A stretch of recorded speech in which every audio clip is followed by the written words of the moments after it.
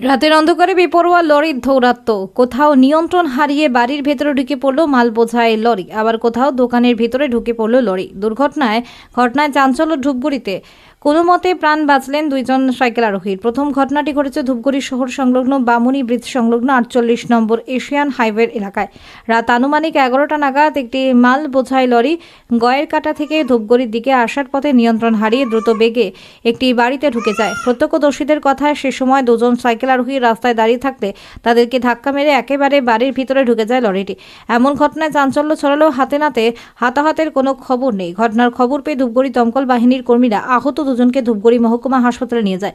অন্যদিকে ধূপগুড়ি শহরের প্রাণকেন্দ্রে থাকা ধূপগুড়ি উচ্চ বিদ্যালয় গেটের সামনের একটি চায়ের দোকানে ঢুকে পড়ে একটি লরি। ঘটনায় চায়ের দোকানটি পুরোপুরি ক্ষতিগ্রস্ত হয়েছে। সেই সাথে দোকানের পাশের একটি বৈদ্যুতিক খুঁটি ভেঙে পড়ে বৈদ্যুতিক তার রাস্তার ওপর পড়ে থাকে। সকাল থেকে বিদ্যুৎ দপ্তরের কর্মীরা বিদ্যুৎ সংযোগের কাজে লেগে পড়েছেন। এদিকে ধূপগুড়ি থানার পুলিশ দুটি গাড়িকে উদ্ধার করে ঘটনা তদন্তে নেমেছে। রাত্রি 10টার পরে 11টার দিকে। আচ্ছা, মানে একমাত্র তুমি এখানে ছিলে দাঁড়িয়ে?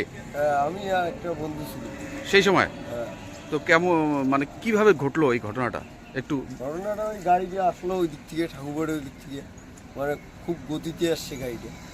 মানে লিমিশিয়ে মাথায় ওখান থেকে ভাগারও কোনো চান্স নাই। আমাকে তো ওই যে পায়ে ধাক্কা মারিয়া ছিটতে দিচ্ছে। তুমি আহত হয়েছো? হ্যাঁ। তো তোমার চিকিৎসার ব্যবস্থা করেছে কেউ? চিকিৎসার তো কোনো ব্যবস্থা নেই। ওই রাত্রে গেছি, যায় ওখানে ওষুধ লাগাই দিচ্ছে। আর সাইকেলটি তোমার? সাইকেলটা ওই যে ভাঙিয়ে পড়ে আছে, মোবাইলটা ফাটে গেছে।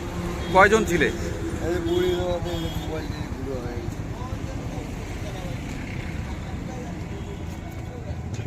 গাড়ির লোকজন কোথায়?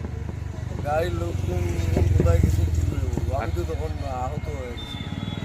তোমাকে কে নিয়ে যায় হাসপাতালে? আমাকে তো ফায়ার ব্রিগেড আসছে। আর তোমার বাড়ি? আমার বাড়ি তো দক্ষিণ ক্ষেত্রে। কি নাম তোমার? গোপাল বিশ্বাস। আর একজন যে ছিল ওনার নাম? আর একজন ছিল, ওর নামটা তো মনে নাই আমার। দূরপাল্লা যেসব ট্রাকগুলো যায়, আচ্ছা, সেগুলো বোধহয় এটা সংঘর্ষ হয়েছে এখানে। এটা কার চায়ের দোকান ভেঙেছে? সুধীর রায়। আচ্ছা সুধীর রায়। আচ্ছা, এখানে লোক ছিল কি রাতে? না, লোক ছিল না। তো যদি লোক থাকতো তাহলে? এ ভাই কি রে? দোকান বন্ধ করে চলে যায়। আচ্ছা। ছেলে এবং বাবা দুজনেই থাকে। আচ্ছা। আমি তো ভাবলাম যে এটা পাশে হলো তেজু ঘোষের দোকান, এটা ছাতার দোকান। দোকান দুটো ভাঙছে? না, এটাই একটাই ভাঙছে। একটাই। আচ্ছা, যদি এই ঘটনা রাতে না হয়ে দিনে হতো? দিনে হলে তো অবস্থা খুব খারাপ হতো। লোকজন এবং যারা এখানে চা এখানে তো খেতে সবসময় আসে- লোকজন থাকতো। হ্যাঁ হ্যাঁ, অনেক লোকজন থাকে। ভোরের দিকে সব লেবাররা, বিভিন্ন ধরনের লোক আসে, বাইরের থেকে লোক আসে এরা। আচ্ছা। হ্যাঁ। এটা কোন জায়গা যে ঘটনাটা এটা ঘটছে? ধূপগুড়ি হাই স্কুলের ফালাকাটা রোডে, কোয়ালিটির পাশে। ঘটনাটা রাতে ঘটেছিল কি?